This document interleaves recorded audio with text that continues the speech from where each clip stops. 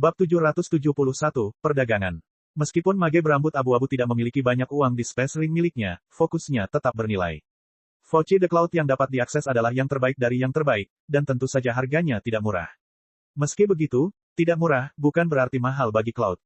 Mungkin fokusnya bernilai sekitar 2 kristal mana kelas 7, membuat total kekayaan bersih penyihir sekitar kristal mana kelas 57.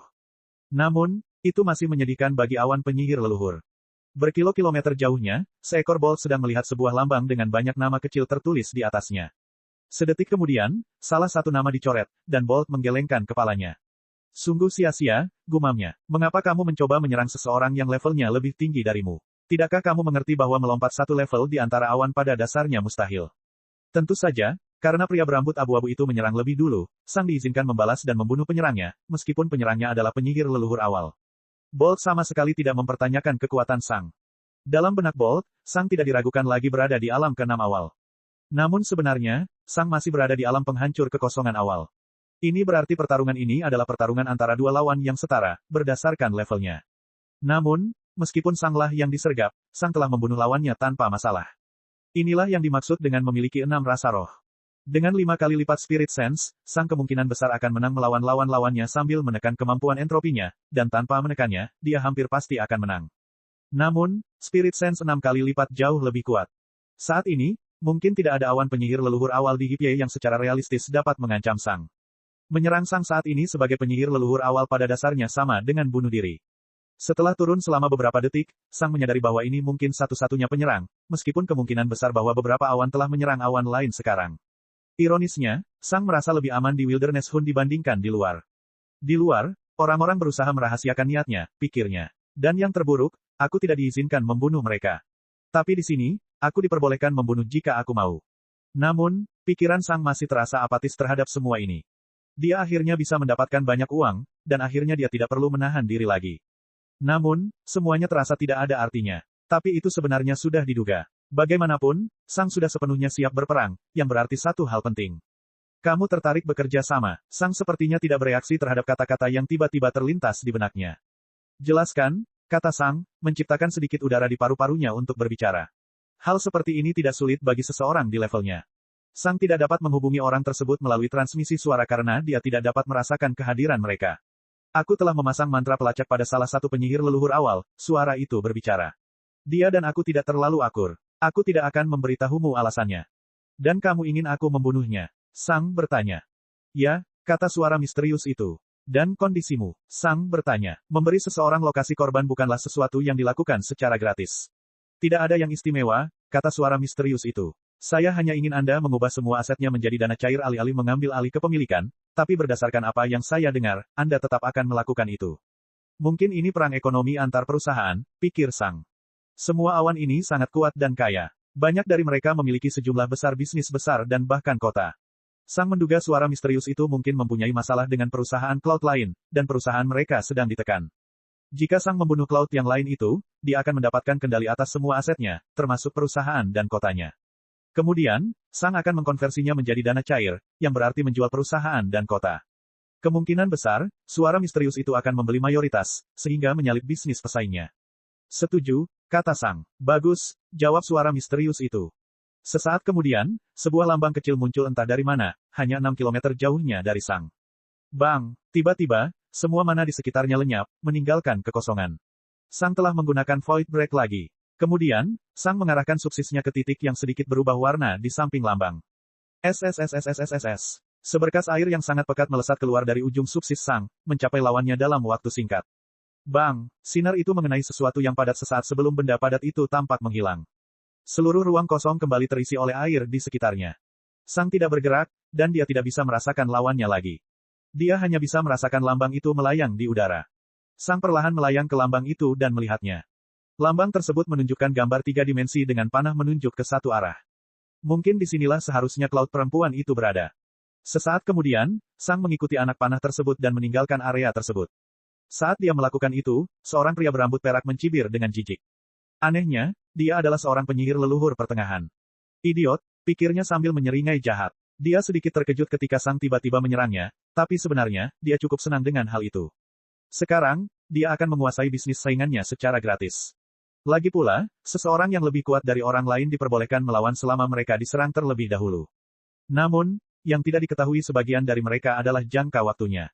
Mereka diizinkan untuk menyerang balik kapan saja selama perburuan hutan belantara, selama lawannya tidak berada dalam duel yang berbeda. Itu berarti pria berambut perak itu sekarang bisa membiarkan Sang membunuh saingannya yang lemah dan kemudian membunuhnya setelah itu. Jika Sang tidak menyerangnya, dia tidak akan diizinkan untuk menyerang balik. Pria berambut perak itu mengeluarkan lambang lain dan melihat ke arah anak panah itu sambil menyeringai. Kemudian, dia perlahan bergerak menuju tujuan anak panah tersebut. Bab 772, Tekanan. Sang bergerak secara diagonal ke bawah. Berdasarkan lintasan anak panahnya, saingan pria berambut perak itu adalah salah satu dari mereka yang menyerang ke bawah alih-alih bergerak maju secara perlahan. Sang mengikuti panah itu selama beberapa menit. Akhirnya, dia melihat sesuatu selain air. Tanah. Benar saja, kedalamannya lebih dari 10.000 kilometer. Itu gila, pikir Sang. Saat ini, Sang juga bisa merasakan tekanan dan gravitasi yang kuat di sekitarnya. Tekanan yang dirasakan sama kuatnya dengan tekanan yang dirasakan manusia saat menyelam bebas hingga kedalaman sekitar 10 meter. Jelas tidak mudah dilakukan oleh orang kebanyakan, tetapi tidak menjadi masalah bagi seorang profesional. Sementara itu, gravitasi hanya mengharuskan Sang menggunakan lebih banyak tenaga untuk menggerakkan tubuhnya. Namun, mengingat kekuatan tubuh fisik Sang, ini sudah gila. Jika saya berada di Peak Fusion Realm tanpa Void Break, saya hanya akan mampu bertahan untuk waktu yang terbatas di sini, pikir Sang. Tentu saja, bertahan di kedalaman seperti itu juga merepotkan para penyihir. Meskipun penyihir leluhur akhir dan puncak bisa tinggal di sini tanpa batas waktu, penyihir leluhur yang lebih lemah memiliki generasi mana yang lebih lambat daripada yang menahan tekanan yang digunakan. Ini berarti mereka perlu muncul ke permukaan dari waktu ke waktu. Seberapa dalam total samudra abadi di sini? Mungkin kedalamannya sekitar 12.000 kilometer. Dan karena lingkaran ajaib mencapai ketinggian 10.000 km, ini berarti awan dapat muncul ke permukaan hingga kedalaman 2.000 km. Tentu saja, tekanannya tidak terlalu mematikan pada kedalaman 2.000 km dibandingkan pada kedalaman 12.000 km. Dengan begitu, mereka bisa meregenerasi mana mereka. Semua pemikiran ini juga terlintas di benak Sang, dan dia cukup tertarik dengan pilihan medan perang. Perburuan hutan belantara ternyata sangat berbeda dari apa yang dia pikirkan. Awalnya dia mengira mereka akan melakukan perjalanan melalui hutan dan pegunungan. Namun sebaliknya, mereka ada di sini, dan semua parameter pertempuran biasa telah diubah sepenuhnya oleh lingkungan. Bertarung di dasar wilayah ini bisa sangat berisiko namun juga sangat bermanfaat. Berdasarkan kekuatan para petarung dan berapa lama mereka berada di posisi terbawah, satu petarung mungkin memulai dengan 90% dari total mana mereka sementara yang lain hanya memiliki 70%. Terlebih lagi, muncul ke permukaan juga terbukti cukup berbahaya. Lagi pula, jika ada yang muncul ke permukaan, itu berarti mereka merasa terlalu berbahaya untuk tetap berada di kedalaman, artinya mereka sudah melemah. Jadi, bagaimana jika seseorang yang sudah beristirahat sepenuhnya menciptakan penyergapan di tengah jalan menuju puncak? Berada di kedalaman itu berbahaya. Muncul ke permukaan berbahaya. Sejujurnya, satu-satunya tempat yang tidak berbahaya adalah berada di permukaan sambil beristirahat sepenuhnya. Tentu saja, ada juga beberapa cloud yang tidak peduli sama sekali dengan tekanan tersebut. Seseorang yang sangat ahli dalam sihir gravitasi dapat menciptakan medan anti tekanan di sekitar mereka, yang berarti mereka tidak perlu menahan tekanan dengan mana shield mereka. Awan afinitas logam dan bumi mungkin juga menciptakan penghalang isolasi yang sangat keras di sekelilingnya, bahkan lebih padat daripada air di sekitarnya. Orang-orang yang lebih kuat dalam keadaan normal mungkin sebenarnya jauh lebih lemah di sini. Ini kekacauan. Akhirnya, Sang mendarat di tanah. Jadi, itulah mengapa disebut celah dalam. Saat ini, Sang bisa merasakan beberapa celah di spirit sense-nya yang terbatas, dan dia bahkan tidak bisa merasakan bagian bawahnya. Beberapa lebarnya hanya beberapa meter, sementara yang lain sangat lebar sehingga Sang bahkan tidak bisa merasakan sisi lainnya. Awalnya, Sang percaya bahwa dia telah mencapai tanah, tetapi setelah melihat semua celah ini, dia merasa seperti baru saja mendarat di puncak gunung kecil atau dataran tinggi. Sang menggerakkan kakinya sedikit dan menyadari bahwa dia tidak perlu meningkatkan kepadatan mana di bawah kakinya. Tanahnya sangat keras dan padat sehingga Sang bisa berjalan tanpa masalah. Dan kemudian, Sang mulai berlari ke arah yang ditunjuk oleh panah lambang itu. Semakin dia maju, semakin Sang bisa melihat anak panah itu bergerak, yang berarti dia semakin dekat. Akhirnya, Sang melihat anak panah itu mengarah ke salah satu celah, dan dia juga memasukinya. Celah itu sangat luas dan dalam, dan Sang tidak bisa melihat ujungnya. Sang terus turun lebih jauh lagi, tetapi dia tidak dapat menemukan targetnya. Dia melihat anak panah itu semakin bergerak ke arah horizontal hingga akhirnya benar-benar horizontal. Ini berarti Sang berada pada kedalaman yang sama dengan targetnya. Sang mengikuti panah itu, tetapi setelah beberapa detik, dia mengerutkan kening. Ada tembok di depannya. Sang melihat ke arah anak panah yang mengarah langsung ke dinding. Kemudian, Sang naik dan memeriksa apakah dia benar-benar memasuki celah yang benar. Setelah melihat sekeliling selama beberapa menit, dia yakin ini adalah celah yang benar. Dia pergi ke tempat yang sama lagi dan melihat ke dinding.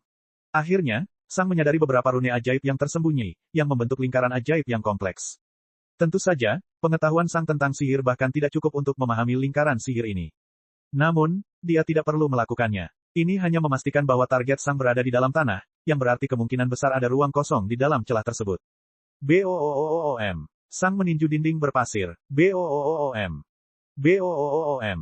BOOOOM. Sang terus meninju dinding, dan pasir tebal berterbangan ke segala arah. Sang terus memukul ke depan saat tubuhnya bergerak untuk mengisi celah yang dia buat dengan setiap pukulan. Akhirnya, Sang benar-benar tenggelam di bawah pasir yang tebal, tapi itu tidak menjadi masalah baginya. Itu hanya sedikit tekanan. Sang terus meninju dan bergerak maju. Bang! Tiba-tiba, Sang merasa seperti menabrak sesuatu yang keras. Yah, lebih solid dari tanah di sekitarnya. Sang memindahkan pasir ke samping, membiarkan spirit sense-nya melihat benda di depannya. Itu adalah penghalang ajaib. Sang perlahan meletakkan tangannya di penghalang. Dan kemudian, tubuhnya mulai berhenti berkembang. Sang menciptakan Deat Mana. Lagi pula, dia telah menghabiskan penyimpanan Deat Mana yang disiapkannya beberapa menit yang lalu. Babak 773, Tuan Binatang. Tubuh Sang berhenti berkembang, tapi tidak ekstrim seperti biasanya. Bagaimanapun, Sang tidak bisa melemahkan tubuhnya terlalu banyak, atau tekanan di sekitarnya akan membunuhnya. CRK. Beberapa tulang Sang patah, dan otot-ototnya robek. Namun semuanya masih terkendali. Sementara semua ini terjadi, Sang terus memasukkan mana kematian yang dia ciptakan ke dalam penghalang di depannya. Dia menjaga jumlah Deat Mana di tubuhnya tetap konsisten sehingga dia selalu berada di ambang kematian. Sang tetap seperti ini selama beberapa menit. Sementara itu, beberapa kilometer jauhnya, seekor Bolt sedang mengawasi awan yang ditugaskan padanya, dan Sang adalah salah satunya. Dia memberikan perhatian khusus pada Sang karena identitasnya sebagai seorang pejuang dan fakta bahwa dia baru saja menemukan salah satu ujian eksklusif di dalam celah dalam. Uji coba ini memiliki beberapa tantangan, dan jika seseorang berhasil menyelesaikan semuanya, ia akan mendapatkan imbalannya. Seringkali, tantangan pertama dalam sebuah uji coba adalah menemukannya. Pintu masuk ke trial Sang yang coba dimasuki berada di dasar celah, dan seseorang harus memberikan perhatian khusus pada semua mana bumi di bawah sana. Jika seseorang memiliki kemampuan untuk mengungkap lingkaran sihir atau rahasia, dia dapat menemukan pintu masuknya. Setelah itu, seseorang hanya perlu merekayasa balik kunci untuk membuka pintu masuk. Bertanya-tanya berapa lama dia akan terus mencoba, gumam si Baut pada dirinya sendiri. Hanya ada satu pintu masuk ke ujian ini, dan tempat yang ingin dicapai oleh Sang bukanlah sebuah pintu masuk. Itu adalah tembok. Karena awan tidak seharusnya masuk dari titik ini, penghalang di dinding sangatlah kuat. Seseorang harus menjadi raja penyihir yang kuat untuk menerobos penghalang ini, dan seseorang juga memerlukan beberapa menit untuk melewatinya. Jelas sekali, tidak ada awan penyihir leluhur yang bisa berharap bisa melewati penghalang itu. Beberapa menit berlalu, dan akhirnya, Bolt menyadari bahwa tempat yang disentuh Sang telah berubah menjadi abu-abu. Bolt cukup terkejut bahwa seorang pejuang di alam keenam awal dapat mempengaruhi penghalang yang begitu kuat, tapi itu tetap tidak menjadi masalah. Beberapa menit berlalu, dan titik abu-abu itu membesar menjadi sebesar Sang. Bagian bening di sekitar titik abu-abu itu juga mulai bergetar, dan mana tak henti-hentinya mengalir ke titik abu-abu itu seperti banjir. Bolt memandang dengan penuh minat pada apa yang terjadi. Dia belum pernah melihat yang seperti ini. Dan kemudian, kristal komunikasi Baut berbunyi. Ya, dia bertanya dengan santai. Apa sih yang kamu lakukan? Terdengar teriakan marah Lucin dari Communication Crystal. Baut itu terkejut. Aku tidak paham maksudmu, Lucin, kata Bolt. Tidak yakin dengan maksudku. Lucin mengulangi dengan marah. Saya diberitahu bahwa salah satu orang yang harus Anda awasi ada dalam uji coba 31. Itu benar, jawab Bolt. Lalu apa maksudmu dengan apa yang kamu maksud? Teriak Lucin. Bautnya hanya berkedip beberapa kali. Saya masih tidak mengerti apa yang Anda maksud. Sepertinya tidak ada yang luar biasa. Kesunyian. Apakah ini semacam protes? Lucin bertanya dengan suara mengancam. Baut itu berkedip kebingungan lagi. Tidak, dia menjawab dengan ketidakpastian. Kalau begitu, urus saja. Teriak Lucin. Pikiran Bolt menjadi liar. Dia sama sekali tidak mengerti apa yang dimaksud Lucin. Lucin, kamu baik-baik saja? Dia bertanya. Saya benar-benar tidak mengerti apa yang Anda bicarakan. Aku sedang membicarakan tentang Beast Lord yang menyerang penghalang trial 31. Teriak Lucin. Kesunyian. Apa? Bolt bertanya sambil memeriksa percobaan 31. Tidak ada Beast Lord. Kesunyian. Kemudian, Bolt mendengar desahan yang sangat marah. Lalu, bagaimana penghalang itu kehilangan lebih banyak mana daripada beregenerasi? Lucin bertanya dengan nada kesal. Dia, si Bolt berteriak kaget. Dia melihat ke penghalang ujian 31 lagi, tapi dia tidak bisa melihat satupun Beast Lord. Namun, setelah dia mendengar Lucin mengatakannya, Bolt menyadari bahwa banyak sekali mana yang bergerak melintasi penghalang dalam satu aliran, yang sangat mirip dengan tindakannya jika diserang. Bolt mengikuti arus, dan matanya tertuju pada titik abu-abu di depan Sang. Lucin, Kata si baut. Apa? Lu Qin berteriak dengan marah. Tidak ada binatang yang berinteraksi dengan penghalang itu dengan cara apapun. Satu-satunya yang berinteraksi dengan penghalang itu adalah salah satu awan, jawab Bolt. Salah satu awan, teriak Lu Qin. Bagaimana bisa? Dan kemudian, diam. Yang mana? Lu Qin bertanya dengan nada lebih tenang. Prajurit, jawab si baut. Bolt mendengar desahan dalam-dalam dari communication crystal. Apa yang sedang terjadi? Lu Qin bertanya dengan tenang. Ada titik abu-abu besar di depan awan, dan itu semakin membesar setiap detiknya. Titik abu-abu itu sepertinya menyerap semua mana. Saya pikir Cloud ini sebenarnya memiliki kesempatan untuk menembus penghalang itu, kata Bolt dengan terkejut. Kesunyian, apa yang harus kita lakukan? Si baut bertanya. Sejauh yang saya tahu, ini belum pernah terjadi sebelumnya. Lu Qin tetap diam. Maksudku, haruskah kita menghentikannya? Si baut bertanya. Tapi itu tidak adil karena kami ingin memberikan kesempatan kepada semua Cloud untuk menggunakan kekuatan mereka. Tetapi jika dia berhasil, dia akan merusak seluruh persidangan dan menjadikannya tidak berarti. Apa yang harus saya lakukan? Si baut bertanya. Lu Qin terdiam selama beberapa detik. Lalu, Lu Qin menghela nafas lagi. Tidak ada, jawab Lu Qin. Tidak ada apa-apa, si baut bertanya. Tidak ada, Lu Qin membenarkan. Inilah kekuatannya. Membatasi kekuatan awan adalah tindakan yang tidak adil. Awan bekerja sangat keras untuk mendapatkan kekuatan mereka, dan membatasi kekuatan mereka sama saja dengan menghukum mereka karena terlalu kuat. Kekuatan harus didorong, bukan dikecilkan. Jadi, jika Cloud memiliki kemampuan untuk menembus penghalang yang bahkan dapat menahan Magelor, mereka layak untuk mendobrak penghalang tersebut. Baiklah kalau begitu, kata Bolt. Maaf sudah membentakmu tadi, kata Lu Qin. Oh, tidak masalah. Saya mengerti, kata Bolt acuh tak acuh. Terima kasih, kata Lu Qin. Saya pikir saya akan datang ke Deep Crisis. Mungkin lebih baik saya menontonnya secara pribadi. Tentu, kata Bolt. Nanti, kata Lu Qin. Nanti, jawab Bolt sebelum sambungannya diputus. Baut itu menyembunyikan kristal komunikasi dan melihat ke arah penghalang. Ini akan segera rusak. Aku tidak tahu apakah lingkaran sihir dalam ujian akan berfungsi setelah ini. Lingkaran itu tidak dibuat untuk beroperasi di bawah air dan di bawah tekanan yang begitu besar. Bab 774, Kubus. Sang memperhatikan bahwa penghalang di depannya mulai terdistorsi karena tekanan. Sang menarik tangannya kembali dan menyembuhkan dirinya sendiri hingga mencapai puncaknya. Dia telah mengisi penghalang dengan mana kematian dalam jumlah yang tidak nyata, dan itu tidak akan berhenti menyerap mana dalam waktu dekat. Sang menyaksikan penghalang itu semakin terdistorsi sampai. Bang! Penghalang itu hancur. WHOOOOM. Ketika seluruh penghalang di sekitar persidangan lenyap, semua tanah basah di sekitarnya tiba-tiba meledak, mengisi tempat-tempat yang selama ini dipenuhi udara normal. Dalam waktu singkat ketika penghalang telah dihancurkan tetapi bumi belum terisi ruang kosong, Sang telah mampu merasakan sekelilingnya dengan spirit sense-nya. Gambar yang dilihat Sang adalah ruangan yang agak besar dengan beberapa jebakan, beberapa lingkaran sihir, dan beberapa platform. Sang berasumsi bahwa ini mungkin semacam uji coba di mana orang harus mencari tahu bagaimana lingkaran sihir bekerja untuk mengetahui cara yang benar melintasi platform dan jebakan. Tapi sekarang, segera setelah penghalang itu pecah, seluruh bumi bergegas masuk ke dalam ruangan, menghancurkan platform, mengisi jebakan, dan mengganggu hampir semua lingkaran sihir. Sang tetap berdiri di tempatnya selama beberapa detik sampai seluruh tanah di sekitarnya menjadi tenang. Kemudian, Sang mengeluarkan lambang itu dan melihat ke arah anak panah itu. Secara diagonal ke bawah, Sang belum melihat targetnya dalam waktu singkat sebelum bumi mengisi celah tersebut, yang berarti targetnya berada dalam tantangan berbeda dalam uji coba. Sang ingat di mana salah satu pintu itu berada dan menggali ke arah tempat itu dengan melubangi lebih banyak tanah. Tak satu pun dari perangkap, platform, dan lingkaran sihir berfungsi lagi. Beberapa detik kemudian, Sang sampai di ambang pintu, dan satu pukulan kemudian, pintunya terbuka sedikit. Siapa? Pintu itu segera meledak keluar, dan bumi di sekitar Sang bergegas menuju pintu yang terbuka. Sang terus meninju ke depan. Bang! Setelah satu pukulan tertentu, Sang menyadari bahwa dia telah menghancurkan sesuatu yang bukan tanah biasa.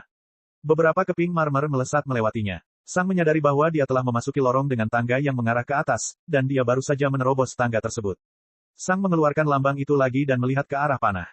Secara diagonal ke bawah. Kemudian, dia berbalik, mendobrak pintu, menembus ruangan, dan kemudian melewati pintu lainnya. Sang meninju marmer lagi, tetapi dia menyadari bahwa sudutnya berbeda, yang berarti dia baru saja menembus langit-langit yang miring. Ini berarti tangga ini menuju ke bawah. Sang baru saja hendak menendang ke bawah secara diagonal ketika dia tiba-tiba berhenti. Dia menyadari sesuatu. Setelah itu, dia melihat ke arah anak panah itu lagi dan mengarahkan dirinya dengan sempurna ke arah anak panah tersebut. Sang menyadari bahwa dia tidak perlu mengikuti tata letak yang direncanakan jika dia secara tidak sengaja telah menghancurkan dinding dan tangga. Sang meninju ke depan, dan semakin dia maju, semakin banyak anak panah itu bergerak ke kiri dan ke kanan.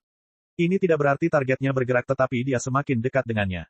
Sang mempersiapkan dirinya untuk bertempur sambil menekan ke depan. Namun, tidak terjadi apa-apa. Akhirnya, Anak panah itu mulai bergerak cepat ketika Sang baru saja menggerakkan lambangnya. Setelah menggerakkannya sedikit, Sang menyadari bahwa targetnya pada dasarnya berada tepat di depan dadanya.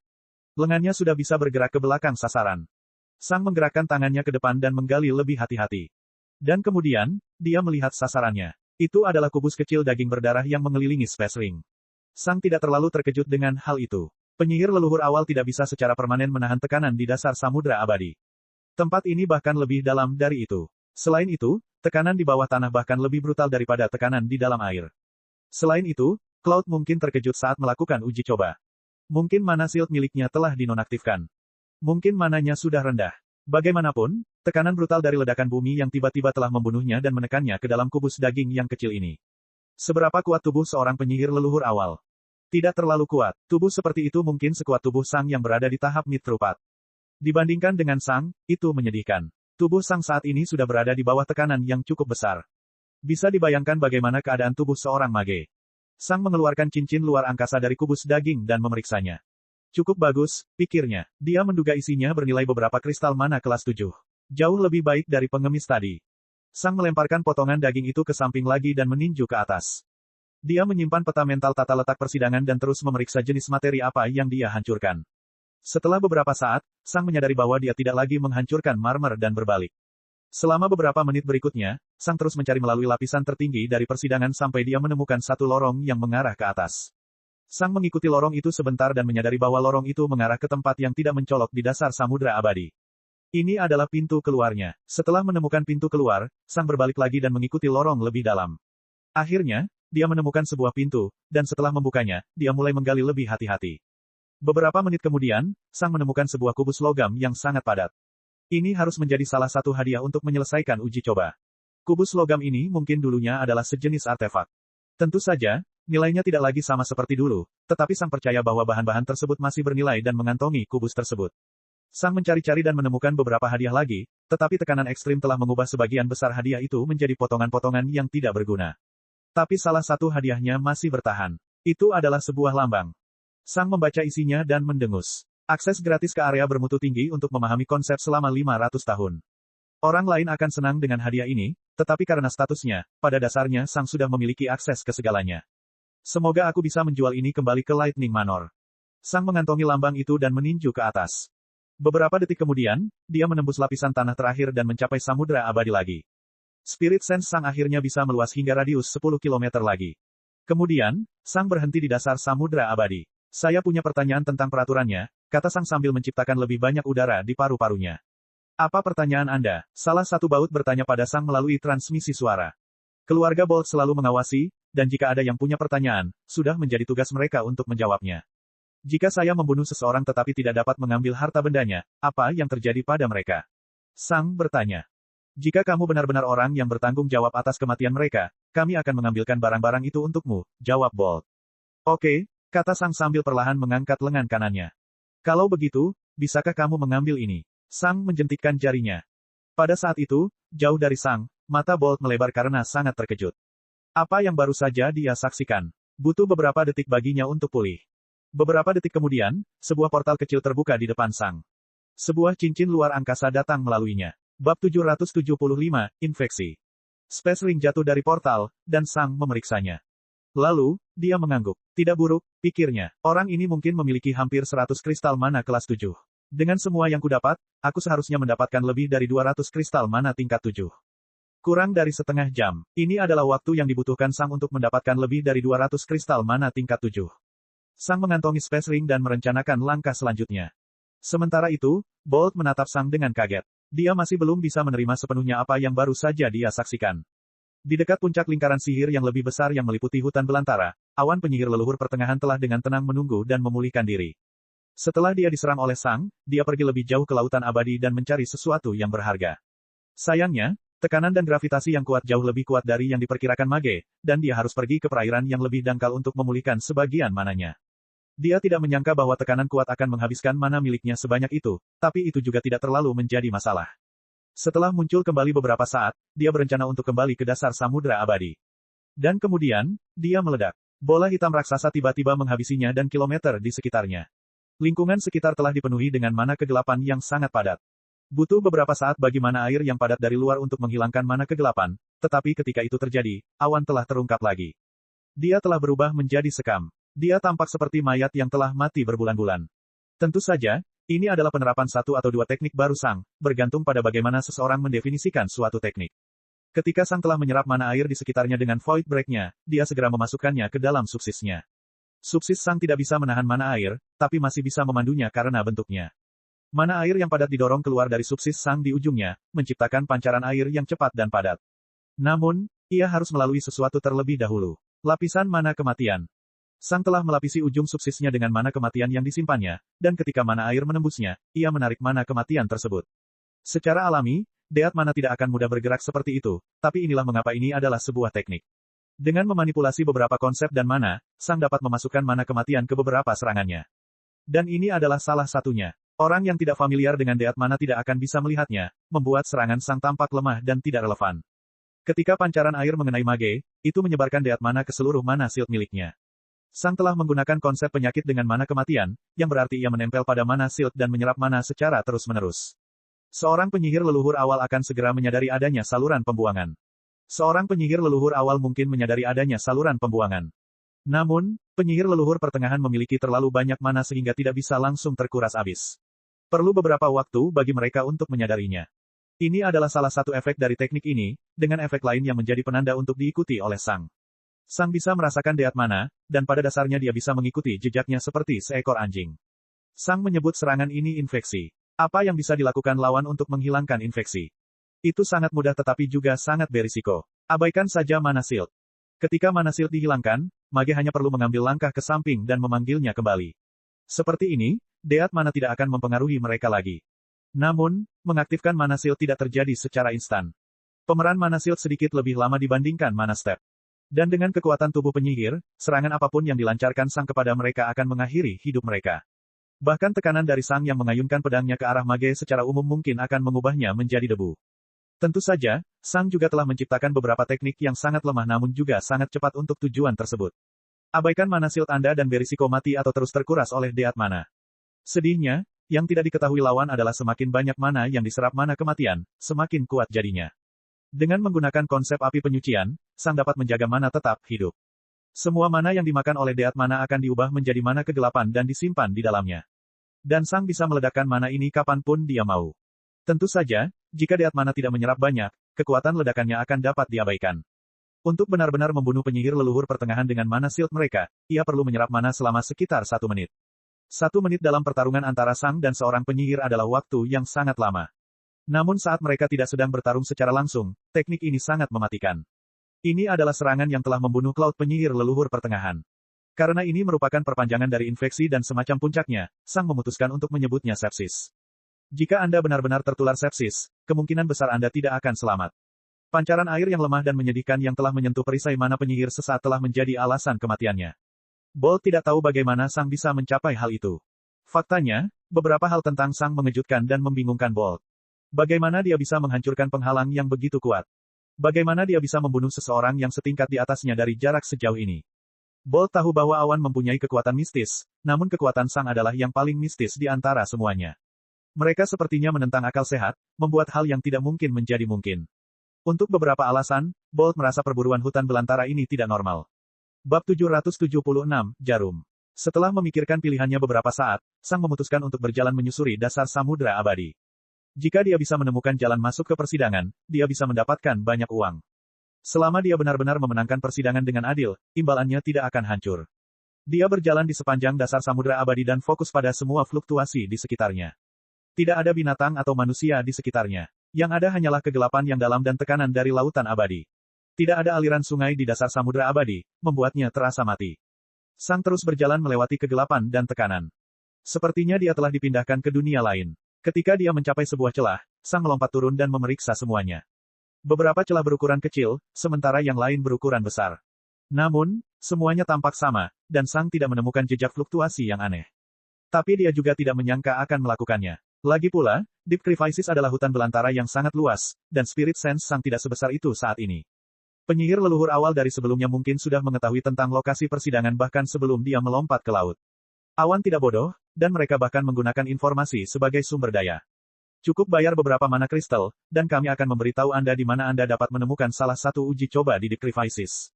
Jika Anda beruntung dan dikirim ke Deep Crisis, Anda akan mendapat penghasilan jauh lebih banyak, dan jika tidak, selalu ada waktu berikutnya. Tidak seorang pun ingin orang lain mendapatkan uang tanpa mereka sendiri yang mendapat bagian. Sedangkan bagi orang-orang yang tidak bersedia membeli lokasi uji coba, mereka harus mencarinya sendiri, dan kemungkinan mereka menemukannya tidak terlalu tinggi. Bagaimanapun juga, ujiannya tersembunyi dengan baik, dan hutan belantara sangat luas. Namun demikian, Sang terus mencari secara perlahan melalui celah-celah tersebut. Dia bergerak secara metodis dan efisien. Beberapa hari terasa berlalu dalam sekejap mata. Lingkungan sekitar tidak berubah. Namun, Sang telah berubah. Tubuh Sang kehilangan sedikit darah karena beberapa luka, dan kulitnya tampak tidak sehat lagi. Sepertinya tubuh Sang tidak bisa secara permanen berada di dasar samudera tak berujung tanpa perlahan-lahan memburuk. Tapi Sang sepertinya tidak keberatan. Beberapa hari berlalu, dan tubuh Sang mengeluarkan lebih banyak darah daripada sebelumnya. CRK. Tiba-tiba, lengan kiri Sang patah, dan segera setelah itu, lengan itu dikompres menjadi sulur kecil daging. Sang mengertakkan gigi kesakitan saat kepalanya menghadap lengan kirinya. Kemudian, Sang melompat dan mulai naik. Dia harus pulih di perairan yang lebih dangkal. Siapa? Tiba-tiba, beberapa cakar yang terbuat dari darkness mana muncul di sekitar Sang. Oh tidak, sebuah penyergapan, tepat ketika Sang berada pada kondisi terlemahnya. Siapa? Dalam sekejap, seluruh tubuh Sang sembuh, dan semua mana di sekitarnya lenyap, meninggalkan kehampaan dan cakar kegelapan. Sang tidak bisa menyerap mana yang memiliki kehendak orang lain. Namun, ada satu tempat lain. Ada satu tempat di kehampaan yang juga diisi dengan mana kegelapan yang tidak digunakan untuk menyerang Sang. Lengan Sang yang pulih segera meraih subsisnya dan menebas salah satu cakarnya. Ding! Begitu subsis mengenai cakarnya, ia menghilang. Pada saat yang sama, tubuh Sang sedikit berhenti berkembang. Tapi ada satu hal lagi. Subsis Sang sekarang memiliki keunggulan panjang yang terbuat dari mana kegelapan. Bang! Sang menggunakan mana asing di dalam dirinya untuk menghindari cakar kegelapan lainnya.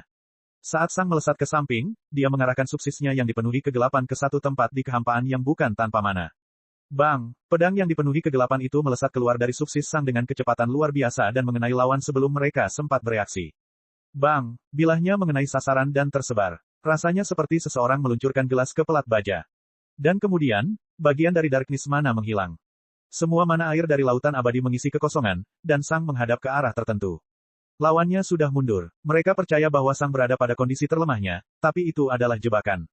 Begitu mereka melihat Sang pulih dalam sekejap, mereka memutuskan untuk mundur. Namun, Sang masih berhasil memukul mereka dengan pedang mana kegelapan. Untungnya serangan itu tidak terlalu kuat. Namun, kecepatan serangannya sangat menakutkan.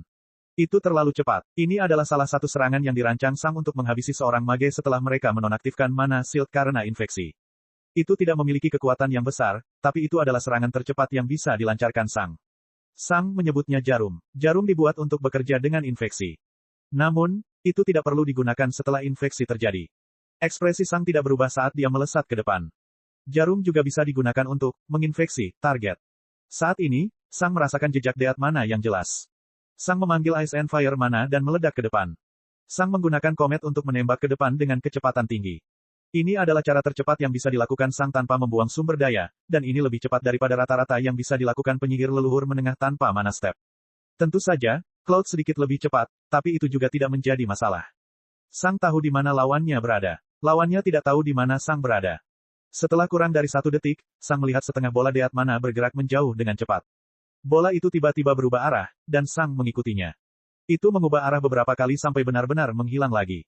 Langkah mana, namun, bahkan mana step tidak membantu. Sang masih bisa merasakan jejaknya. Dia terus mengejar targetnya. 4 detik kemudian, Sang melihat bola itu lagi.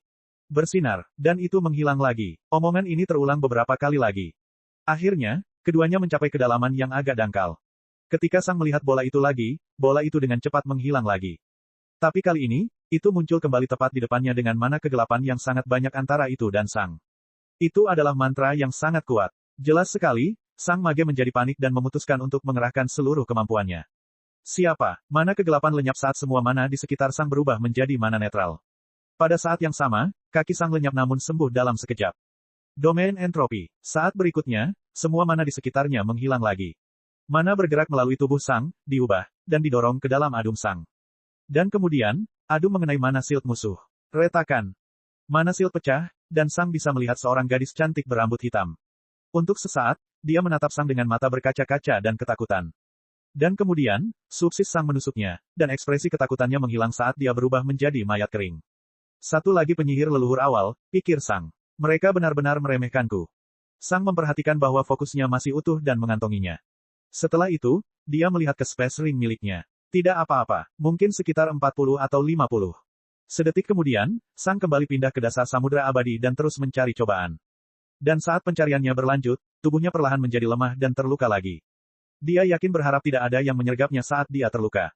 Bab 777, Uji Coba. Seorang pria dengan rambut ungu membuka matanya lebar-lebar ketakutan. Tidak, dia pikir. Dan kemudian, banjir air yang tak terbendung mengalir melewati mana shield miliknya yang hancur, mengubah tubuhnya dan menekannya menjadi sebuah kubus. Sang mengulurkan lengannya dan mengantongi space ring dan fokus tanpa terlalu memikirkannya. Ini adalah penyihir leluhur awal ketiga yang dia bunuh dalam persidangan dalam 7 tahun terakhir. Ya, sudah 7 tahun sejak Sang memasuki Deep Crisis. Dan dia telah melakukan pembunuhan yang cukup besar. Secara total, dia telah membunuh 1 penyihir leluhur pertengahan dengan sepsis pada hari pertama, 3 penyihir leluhur awal, dan 5 penyihir leluhur awal. Dari 36 penyihir leluhur yang datang bersama Sang ke celah dalam, dia telah membunuh 9 di antaranya, yaitu 25% dari total. Sang memperkirakan bahwa dia mungkin telah mendapatkan cukup uang untuk membayar barang yang diinginkannya, tetapi memiliki lebih banyak uang tidak pernah salah. Dengan mendapatkan lebih banyak uang sekarang, Sang dapat menghindari keluar rumah dan menghasilkan uang di masa depan. Sang tanpa berpikir panjang mengantongi semua harta bendanya dan kembali ke dasar samudera abadi. Dia masih belum menemukan persidangan. Selama 7 tahun terakhir, Sang terus mencari sebuah uji coba, namun tentu saja, uji coba tersebut tidak mudah ditemukan. Sang menduga dia mungkin telah melewati beberapa cobaan tanpa menyadarinya. Sedihnya, di antara barang-barang milik para korbannya, ia juga tidak dapat menemukan catatan tertulis mengenai persidangan, namun hal itu sudah diduga. Lagi pula, orang-orang hanya membawa dokumentasi ekstensif dan buku harian mereka dalam film dan novel. Dalam kehidupan nyata, orang tidak membawa seluruh kisah hidupnya di saku. Jadi, Sang terus mencari persidangan. 2 tahun lagi berlalu. Dalam 2 tahun ini, Sang hanya berhasil membunuh 1 penyihir leluhur awal. Jumlah penyihir lainnya menjadi sedikit. Ya, jumlah penyihir yang bisa dikalahkan Sang semakin sedikit. Masih banyak penyihir leluhur puncak, dan Sang cukup sering melihat mereka lewat. Mereka tidak terlalu peduli dengan kehadiran Sang karena levelnya terlalu rendah untuk mengancam atau menarik perhatian mereka. Lucunya, beberapa dari mereka bahkan bertanya kepada Sang apakah dia pernah melihat penyihir leluhur lainnya, dan Sang mendapatkan beberapa kristal mana dengan memberi mereka informasi. Sepertinya perburuan hutan belantara akan berakhir tanpa Sang bisa menemukan percobaannya. Tapi kemudian, Sang benar-benar memperhatikan sesuatu yang mencurigakan yang bukan ikan. Suhu di satu tempat sedikit berfluktuasi. Fluktuasinya sangat halus, tapi karena sebagian besar kekuatan Sang adalah suhu, dia berhasil menyadarinya. Sang berjalan mendekat dan memeriksa suhu serta pergerakannya. Dia memperhatikan selama beberapa menit, dan akhirnya, dia berhasil memahaminya. Sedetik kemudian, Sang memanggil mana es dan api yang dilindungi dan menembakkannya ke titik tertentu di tanah. Siapa? Sebuah penghalang kuning muncul dari tanah, meluas dan meliputi Sang. Semua air didorong menjauh dari Sang, dan sebuah pintu muncul di tanah. Untuk pertama kalinya setelah sekian lama, Sang tidak lagi dikelilingi oleh air atau tanah, tapi dia juga tidak terlalu mempedulikannya. Pikiran Sang menggerakkan pintu dan membukanya, memperlihatkan sebuah tangga menuju ke tanah. Sang berjalan menuruni tangga, menutup pintu di belakangnya. Setelah Sang menutup pintu, penghalang dan pintu itu menghilang lagi, membuat segalanya tampak normal. Sementara itu, Sang terus berjalan menuruni tangga hingga mencapai pintu lain. Dia membukanya dan memasuki aula masuk yang agak kecil di belakangnya. Aula masuk tampak agak sederhana. Itu terbuat dari batu yang lebih gelap, dan ada beberapa obor yang tergantung di dinding. Tentu saja, Cloud tidak membutuhkan obor. Sang menduga ini hanya untuk dekorasi dan suasana. Satu-satunya hal yang menarik di aula masuk adalah prasasti batu di tengahnya. Ujian es dan api, Sang membaca. Kelangkaan, 2 dari 5. Kesulitan, 2 dari 5. Level 3. Alam, disesuaikan secara otomatis. Peserta, 1. Hadiah, 2 dari 5. Masuk akal, pikir Sang. Ini salah satu uji coba yang lebih umum dan lebih mudah. Saya berasumsi uji coba yang sangat sulit dan bermanfaat sangat sulit ditemukan dan bahkan mungkin memerlukan beberapa penyihir untuk bekerja sama. Lagi pula, uji coba ini juga menyebutkan pesertanya, yang mungkin berarti ada uji coba kelompok. Aku ingat pernah mendengar bahwa hadiah terbesar yang bisa didapatkan siapapun dalam perburuan hutan belantara adalah menjadi murid sementara salah satu raja penyihir selama 1 abad. Dari segi nilai, itu mungkin setara dengan 100 kristal mana kelas 8 karena itulah yang bisa dihasilkan oleh raja penyihir dalam 1 abad, tapi kurasa hadiah itu hanya tersedia dalam percobaan yang paling sulit. Sang berbalik ke pintu menuju kamar sebelah. Ini jelas bukan uji coba itu, tapi masih ada imbalan yang bagus. Penyihir leluhur sudah mendapatkan 5 kristal mana kelas 7 setiap abad dari Lightning Manor, dan menurutku tidak ada hadiah apapun yang nilainya lebih rendah. Sang mengangguk dan berjalan ke pintu. Sebagian besar uji coba ini mungkin dibuat untuk para penyihir. Saya harap saya bisa melewatinya. Sang membuka pintu dan berjalan ke lorong di belakangnya. Setelah beberapa berjalan, Sang memasuki aula besar. Ketika pintu di belakangnya tertutup, sebuah penghalang muncul di atasnya, menghentikan Sang untuk berbalik. Uji coba ini seharusnya berbahaya, dan memasukinya adalah sesuatu yang harus dipertimbangkan. Sang tidak terlalu mempermasalahkan penghalang itu dan fokus pada apa yang ada di depannya. Ada tungku kaca setinggi 2 meter dan lebar di depannya dengan kristal ungu mengambang di tengahnya. Sang juga dapat melihat bahwa pintu lainnya ditutup oleh penghalang lain. Sesaat kemudian, tulisan berkilauan muncul di udara di atas tungku. Dan kemudian, Sang tahu apa yang harus dia lakukan. Bab 778, 3 tantangan. Tingkatkan suhu di dalam tungku sebanyak mungkin sambil menggunakan mana api sesedikit mungkin, baca Sang. Menarik, ini adalah ujian yang menguji penguasaan seseorang terhadap afinitas api. Api yang lebih panas lebih merusak, dan dengan menggunakan mana api sesedikit mungkin, uji coba ini menguji kualitas konsep dan penguasaan api seseorang. Konsep api tingkat 4 adalah ledakan, yang mungkin dapat menghasilkan api yang sangat panas. Bahkan insinerasi konsep level 3 bisa menciptakan api yang kuat, tapi bagi awan yang menemukan tempat ini mungkin jumlah minimumnya. Namun, ini juga baru uji coba pertama. Saya berharap ini mudah. Saya kira itu membutuhkan konsep api tingkat 3, insinerasi untuk menyelesaikannya. Saya kira awan yang mengetahui banyak tentang suhu akan memahami konsep itu. Sedihnya, saya tidak memiliki konsep itu. Sang berjalan ke tungku kaca dan terbang ke puncaknya.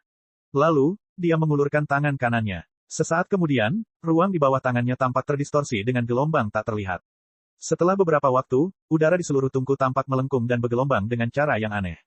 Rasanya seperti dunia di dalam tungku akan hancur. Ding! Pada saat itu, pintu keluar ruangan terbuka saat penghalang menghilang. Sang telah memenuhi persyaratannya. Dia mungkin tidak memiliki konsep insinerasi, tapi dia memiliki konsep penambahan. Cahaya memiliki 2 aspek, yaitu massa dan kecerahan.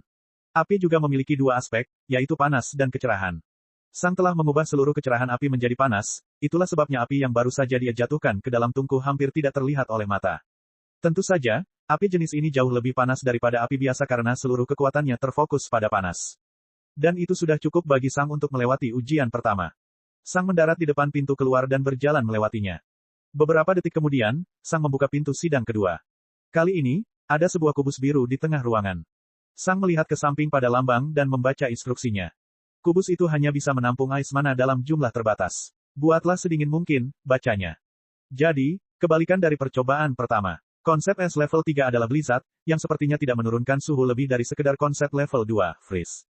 Tentu saja, konsep es level 4, Zero, akan menurunkan suhu secara drastis lagi. Apakah mereka mengharapkan penyihir leluhur awal mengetahui konsep 0 untuk maju? Saya kira tidak demikian. Kalau tidak, tingkat kesulitannya tidak hanya 2. Tentu saja, mereka bisa mengharapkan hal itu dari awan penyihir leluhur puncak, tetapi tidak dari awan penyihir leluhur awal. Saya kira itu mungkin membutuhkan konsep es level 3, Blizzard. Aku juga tidak punya itu. Sang berjalan ke arah kubus itu dan meletakkan tangannya di atasnya. Sedetik kemudian, kubus itu mulai bersinar dalam cahaya biru. Ding! Pintu terbuka, dan penghalangnya pecah. Sang berhasil melewati ujian itu lagi. Sama seperti api dan cahaya, es dan kegelapan juga memiliki 2 sifat masing-masing, yang dapat dimanipulasi dengan konsep pengurangan. Kegelapan memiliki daya serap dan kehampaan berarti tidak adanya cahaya dalam hal ini. Es terasa dingin dan kosong. Sang hanya mendorong ais mananya ke tingkat yang sangat dingin, itu sudah cukup. Api yang didorong hingga sangat panas berubah menjadi api yang tak terlihat. Es yang didorong hingga sangat dingin berubah menjadi sesuatu yang menyerupai pasir biru. Bagaimana dengan 2 lainnya? Nah, disitulah hubungan antara afinitas berperan. Mendorong api ke tingkat kecerahan yang ekstrim akan menghasilkan hal yang sama seperti mendorong cahaya ke tingkat kecerahan yang ekstrim. Cahaya yang sangat terang. Disinilah kedua afinitas ini terhubung. Hal yang sama juga berlaku untuk es yang didorong hingga ke kehampaan yang ekstrim. Itu hanya akan menjadi ruang yang sangat gelap. Kegelapan yang didorong hingga penyerapan ekstrim melakukan apa yang dikatakannya. Itu menyerap dan menghancurkan barang-barang. Dari awal hingga akhir, seseorang dapat membayangkan sebuah garis koneksi. Api panas ke api kecerahan cahaya ke massa cahaya ke kegelapan penyerapan ke kegelapan kehampaan es ke dinginnya es ke panas api dan seterusnya. Pembuat uji coba ini mungkin membayangkan kontestan menggunakan konsep api dan es murni untuk melewati uji coba, namun konsep pengurangan dan penjumlahan juga berhasil. Tentu saja, segala sesuatu yang melibatkan Cloud itu istimewa, dan Bolt yang merancang uji coba mungkin juga mengharapkan Cloud melewati uji coba dengan cara yang tidak mereka perkirakan. Karena itu, yang penting hanyalah hasil uji cobanya, bukan bagaimana awan mendapatkannya. Sang meninggalkan kubus biru dan keluar dari percobaan kedua. Setelah beberapa detik, dia mencapai percobaan ketiga, dan begitu dia melihatnya, dia menyadari bahwa ini akan sangat berbeda dari dua percobaan terakhir. CRRRRRRRRRRRRR. SSSSSSSHHH. Ruang di depan Sang dikonsumsi oleh lautan api yang sangat panas sesaat sebelum dibanjiri dengan udara yang sangat dingin. Suhu berubah beberapa kali per detik, dan suhu ekstrim bukanlah hal yang main-main. Mereka pasti bisa membunuh penyihir leluhur awal. Selain itu, ada hal lain yang berbeda. Sang tidak bisa merasakan ujung ruangan dengan spirit sense-nya, yang mungkin berarti bagian dalam ruangan telah diperbesar dengan space mana. Sang juga melihat instruksi yang tergantung di dinding. Di depanmu ada 500.000 kilometer panas dan dingin yang bergantian. Penggunaan mana step dan mantra serupa telah ditekan di bawah lingkaran sihir. Pergi ke sisi lain ruangan tanpa mengalami kematian. Aku mengerti, pikir Sang. Dua uji coba pertama merupakan uji coba ekstrim bagi masing-masing pihak, dan uji coba ketiga kini menguji segala sesuatu di antaranya. Jika seseorang memiliki penguasaan tertentu atas api dan es, mereka pasti bisa bertahan di tempat ini untuk sementara waktu, tapi tantangan sebenarnya adalah bertahan dalam segala hal sambil menempuh perjalanan sejauh 500.000 kilometer. Beberapa awan mungkin kehabisan mana sebelum mencapai akhir, dan juga tidak ada tempat untuk beristirahat dan mengisi ulang mana mereka selama perjalanan. Sang berjalan tanpa berkata-kata dan memasukkan tangannya ke dalam badai es dan api. Setelah beberapa detik, Sang menarik tangannya lagi dan melihatnya. Beberapa kulit pecah-pecah, sedikit darah, beberapa luka bakar. Sang mengembalikan tangannya ke dalam badai dan menunggu. 30 detik kemudian, dia menariknya keluar lagi. Kelihatannya cukup rusak, tapi dia hanya perlu menggunakan sedikit energi kehidupan untuk memulihkannya. Setelah itu, Sang melesat ke dalam badai es dan api. Tubuhnya pecah di beberapa tempat dan terbakar di beberapa tempat lain. Namun, Sang terus menggunakan energi hidupnya. Sang hanya perlu menyembuhkan tubuhnya setiap 30 detik sekali, dan akumulasi kerusakan juga hanya ada di permukaan. Dia meregenerasi lebih banyak energi kehidupan daripada yang dia gunakan. Ini berarti dia bisa tinggal di tempat ini tanpa batas waktu. Dia bahkan tidak menggunakan kemampuan api dan esnya untuk mengontrol suhu tubuhnya. Dia baru saja terbang melewatinya. Memang sih sensasi di kulitnya agak mengganggu, tapi tidak terlalu buruk. Sekitar 5 menit kemudian, Sang keluar dari sisi lain persidangan. Dan begitu saja, Sang menyelesaikan ketiga tantangan uji coba tersebut. Bab 779, Hadiah. Sang meninggalkan tantangan ketiga dan berjalan ke ruangan berikutnya, di mana hadiahnya disimpan. Dia memasuki aula yang cukup besar dengan 5 baris benda mengambang. Sebagian besar item berada pada baris pertama dan paling sedikit pada baris kelima. Sang dapat melihat semua item di 4 baris pertama, tetapi satu item di baris kelima tertutup oleh penghalang. Di depan item baris pertama ada sebuah prasasti yang menjelaskan segalanya. Selamat telah lulus uji coba. Penampilanmu telah dinilai sebagai bintang 4. Kamu boleh memilih satu item di antara 4 baris pertama. Bintang 4, pikir Sang. Sedikit lebih rendah, Sang dapat melihat bagaimana persidangan menilai kinerja. 1 bintang, sampai akhir. Bintang 2, selesaikan dan penuhi kriteria kesuksesan untuk salah satu dari 2 tantangan pertama. Bintang 3, selesaikan dan penuhi kriteria kesuksesan untuk kedua tantangan pertama. Bintang 4, selesaikan dan raih kesuksesan kecil pada 2 tantangan pertama. Bintang 5, selesaikan dan raih kesuksesan besar pada 2 tantangan pertama. Itu menjawab beberapa pertanyaan yang diajukan Sang. Sepertinya 2 tantangan pertama sebenarnya opsional, dan saya hanya perlu melewati tantangan ketiga untuk mendapatkan hadiah. Saya berasumsi bahwa mengetahui konsep tingkat 3 untuk es dan api akan membuat seseorang mendapat evaluasi bintang 3. Untuk mendapatkan bintang 4, seseorang mungkin perlu mendorongnya lebih jauh. Yang bintang 5 mungkin membutuhkan konsep level 4 untuk keduanya. Berkat konsep Twilight, konsep penjumlahan dan pengurangan saya sekarang dapat menunjukkan kekuatan konsep tingkat 3, yang memungkinkan mereka mendapatkan evaluasi bintang 3 sendiri. Namun, karena pengurangan dan penjumlahan berspesialisasi dalam menghasilkan hasil ekstrim, itu sudah cukup untuk mendapatkan evaluasi bintang 4. Untuk mendapatkan bintang 5, saya mungkin memerlukan pengurangan, penambahan, insinerasi, dan badai salju. Saya rasa saya tidak membutuhkan eksplosion atau zero. Sang mengangguk dan melihat item yang bisa dia pilih. Baris pertama diisi dengan tumpukan kecil kristal mana kelas 7, masing-masing terdiri dari 5. Ada juga beberapa lambang kecil yang menandakan properti di beberapa kota besar atau kecil. Baris kedua berisi beberapa tumbuhan dan logam. Sang tidak mengenali satupun dari mereka, tapi dia menduga ini mungkin bernilai lebih dari tumpukan uang. Baris ketiga diisi dengan buku. Dari apa yang Sang lihat, ini adalah buku mantra. Dia menebak bahwa ini mungkin adalah mantra yang diciptakan oleh awan di masa lalu, yang akan membuatnya bernilai banyak uang. Mungkin orang tersebut bahkan mendapatkan hak untuk mendistribusikan mantra ini. Baris keempat hanya memiliki 3 item. Ketiganya merupakan voucher untuk mengakses area berguna yang membantu dalam memahami konsep. Sayangnya, Sang tidak bisa melihat item terakhir. Tapi itu tidak masalah. Dengan memasuki persidangan dan melewatinya dengan cara biasa, Sang telah mencapai tujuannya. Dia berhasil memasuki ruang hadiah sebelum dihancurkan oleh tanah. Sang berjalan melewati hadiahnya, ke salah satu dinding. Bang! Sang meninju dinding hingga menjadi debu, memperlihatkan penghalang di belakangnya. Ruang hadiah ini mungkin identik dengan yang lain, dan karena semua hadiah dihancurkan oleh bumi setelah aku memecahkan lingkaran sihir besar, ini mungkin berarti bahwa penghalang yang melindungi semua hadiah individu mungkin terhubung ke yang besar. Petik 1. Segera setelah aku memecahkan penghalang besar, semua penghalang individu akan hancur, dan aku akan punya waktu untuk mengumpulkan semuanya. Tubuh Sang berubah menjadi sekam lagi sambil terus menyentuh penghalang. Di atas air, Lu Qin menghela nafas. Kau beruntung menemukannya, pikirnya. Aku tidak akan mengabaikan ini lain kali. Lain kali, aku akan membuat penghalang individu yang akan membunuh siapapun yang menyebabkan kerusakan signifikan pada mereka. Lu Qin menghela nafas lagi. Mana kematian sialan? Beberapa menit kemudian, tanah di atas persidangan tenggelam secara signifikan. Sidang telah terkubur di dalam tanah. Beberapa detik kemudian, tanah meledak, dan Sang melayang keluar dari lubang. Saat ini, Sang sebenarnya merasa sedikit bersemangat saat dia melihat semua hadiah di Space Ring miliknya. Dia telah mendapatkan banyak uang. Jika semuanya digabungkan, Sang memperkirakan bahwa dia mungkin mendapatkan sekitar 500 kristal mana kelas 7 hanya dari uji coba ini saja. Dan apa hadiah misterius di baris kelima? Yah, uji cobanya hanya sedikit tidak biasa dengan imbalan rata-rata, tapi imbalan terbaik dari uji coba ini tetap tidak buruk. Tentu saja, itu bahkan tidak bisa dibandingkan dengan sesuatu seperti menjadi murid Raja Penyihir, tapi itu masih cukup berharga. Abolt akan menjadi pelayanmu selama 1 abad secara gratis. Itu pasti bernilai cukup besar. Secara teoritis, Sang hanya bisa menyuruh Bolt untuk duduk dan membuat kristal mana, yang akan memberinya 100 kristal mana kelas 7. Tentu saja hal itu akan membuang-buang kekuatan Bolt. Sang menduga bahwa keuntungan ini mungkin bernilai sekitar 200 kristal mana tingkat 7. Tidak terlalu buruk. Setelah memeriksa semua hal yang telah diambilnya dari persidangan, Sang terus berjalan maju di dasar lautan abadi.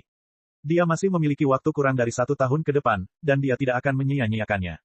Sayangnya, Sang tidak lagi bertemu dengan penyihir leluhur awal atau awal selama tahun lalu. Dan begitu saja, 10 tahun perburuan hutan belantara telah berlalu, dan sudah waktunya bagi semua orang untuk kembali. Perburuan hutan belantara sudah berakhir. Semuanya, lewati penghalang luar dan muncul ke permukaan. Sampai kalian kembali ke Hipye, pertarungan apapun dilarang.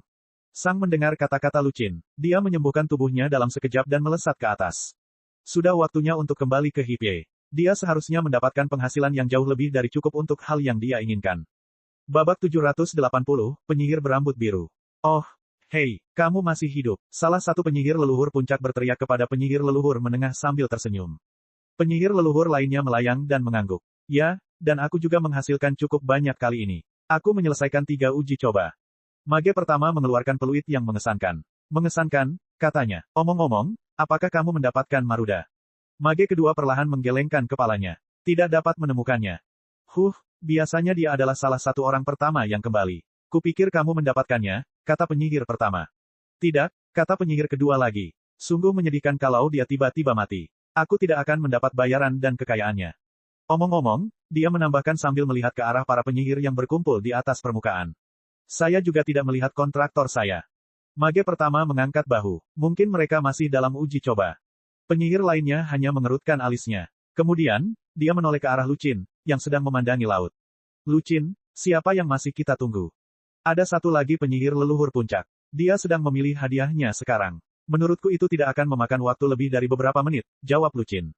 Ketika Lu Qin mengatakan itu, beberapa penyihir lainnya mengangkat alis karena terkejut. Tunggu, pada dasarnya semua orang sudah ada di sini.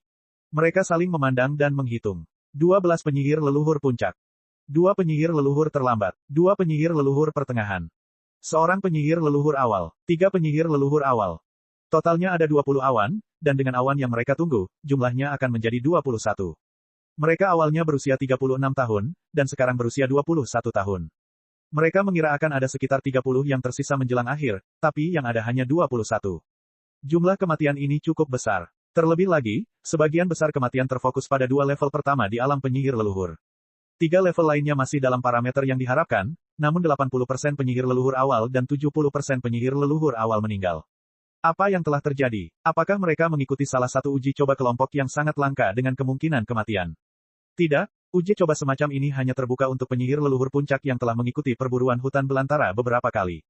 Itu hanya menyisakan satu penjelasan lainnya. Seseorang telah membunuh banyak dari mereka.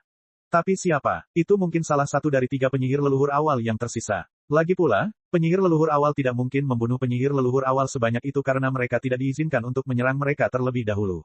Para penyihir leluhur puncak berbicara satu sama lain melalui transmisi suara, mencoba mencari tahu siapa orang itu. Pada akhirnya, ternyata 2 dari 3 penyihir leluhur awal telah berada pada level itu cukup lama untuk mengumpulkan kekuatan, dan mereka selalu cukup damai. Salah satunya fokus memeriksa hutan belantara dan mencatat lokasi uji coba untuk menghasilkan banyak uang. Dia bahkan punya beberapa kesepakatan dengan Cloud lain. Sebagai imbalan atas keselamatannya di perburuan hutan belantara, mereka akan mendapat diskon untuk membeli salah satu lokasi uji coba.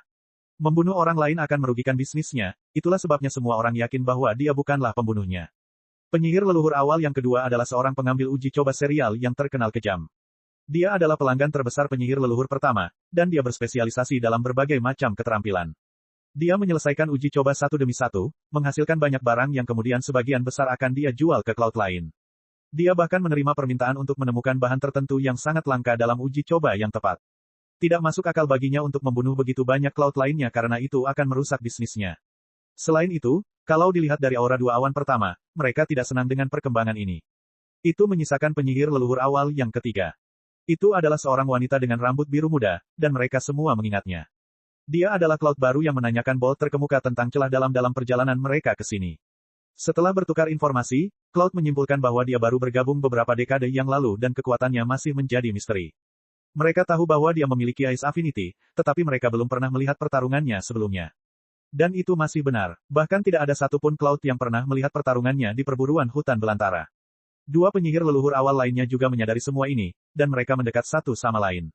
Mereka bersyukur karena mereka sering bepergian bersama kali ini. Mereka ingin melihat apakah mereka dapat memperoleh penghasilan lebih banyak dengan menggabungkan bisnis mereka kali ini. Mereka juga ingat bahwa mereka pernah melihat penyihir leluhur awal ketiga sebelumnya di perburuan hutan belantara, dan ketika mereka mengingat kembali peristiwa itu, pancuran air dingin mengalir di punggung mereka. Mereka tidak menyadari bahaya apa yang mereka hadapi. Mengerikan sekali. Hari ini, semua awan menyadari bahwa awan penyihir leluhur terbaru sangat berbahaya. Dia mungkin juga sangat kuat, dan sebagian besar awan memandangnya dengan mata menyipit penuh kewaspadaan. Mereka tahu bahwa dia hanya akan menjadi lebih kuat setelah kejadian ini. Lagi pula, dia akan mengumpulkan mana kristal dalam jumlah yang menakutkan kali ini. Guyuran. Seorang penyihir leluhur puncak keluar dari air. Maaf, aku terlambat, katanya sambil tersenyum cerah. Lucin hanya mengangguk dan memanggil plat transportasinya. Semuanya sudah di sini. Ayo kembali. Ketika penyihir leluhur puncak terakhir mendengar itu, matanya membelalak. Jumlahnya sangat sedikit. Penyihir leluhur lainnya memberitahunya tentang apa yang telah terjadi, dan dia melirik ke arah penyihir leluhur awal yang berambut biru muda. Mereka harus berhati-hati terhadapnya di masa depan. Semua orang menginjak pelat transportasi, dan penyihir berambut biru mengambil tempat di belakang prajurit aneh itu. Pada saat itu, beberapa awan menghela nafas. Prajurit itu beruntung karena dia tidak bertemu dengan gadis berambut biru. Kalau tidak, kemungkinan besar dia akan dibunuh olehnya. Kemudian, pelat transportasi melesat ke kejauhan. Perburuan hutan belantara telah berakhir. Cek cek cek cek cek cek cek cek. Rakan-rakan kultivator sekalian, sebelum retret, sila terus berkultivasi untuk jurus subscribe, like, share dan komentar agar sekte novel Sadim terus berkembang pesat.